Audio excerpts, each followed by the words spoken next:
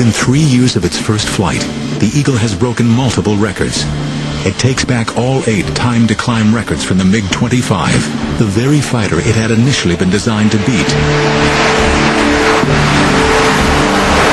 With performance levels like these, other countries are quick to express interest in acquiring F-15s. Israel is the first foreign power allowed to buy it, and the experience of one Israeli pilot soon proves how durable the F-15 can be. Captain Zvi Nadavi experiences a pilot's worst nightmare when a training exercise goes horribly wrong. He is flying a simulated airfield defense mission and is tasked with intercepting hostile aircraft when disaster strikes. I saw what in hindsight was the number 3, which is the leader of the rear pair, and he was upside down, and I was at around 14,000 feet, and I shot a missile. Even though he was upside down, he continued to go up. And I was like this, so it was stomach to wing. We couldn't see each other. And we collided.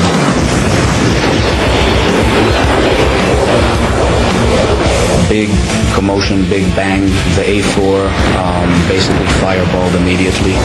And I found myself with maybe 30 degrees nose down attitude, and the aircraft was spinning.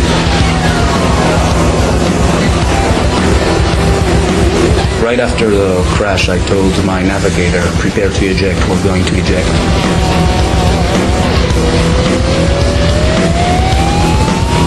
I opened afterburner, which is a totally opposite instinct when you're spinning towards the ground. Then the roll slowly stopped, and slowly I was able to bring the nose back up. I told my wingman to come close and to inspect me. There was a huge spray of fuel that was being drawn out of the wing, and it basically camouflaged what was going on there.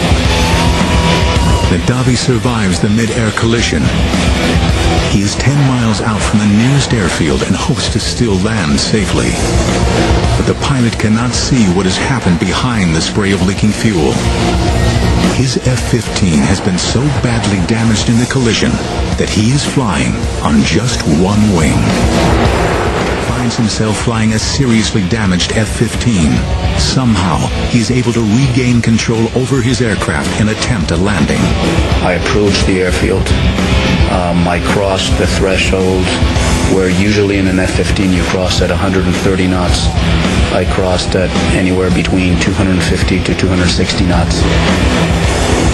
Was landing at approximately twice the normal landing speed. I put the tail hook down.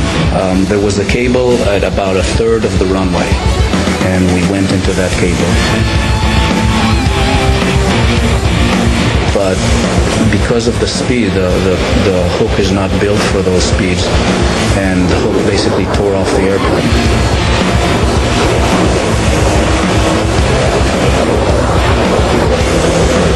We stopped maybe 20 feet short of the barrier. As I was running at the last 50 knots, bleeding off, my wingman said, "You're not going to believe what you flew on." And I opened the canopy, and I reached back to shake the hand of the navigator. And as I was reaching back, that was the first time that I looked and I saw that I didn't have a wing on the right-hand side. It's highly likely that if I would have seen it clearly, I would have ejected, because it was obvious you couldn't really fly an airplane like that.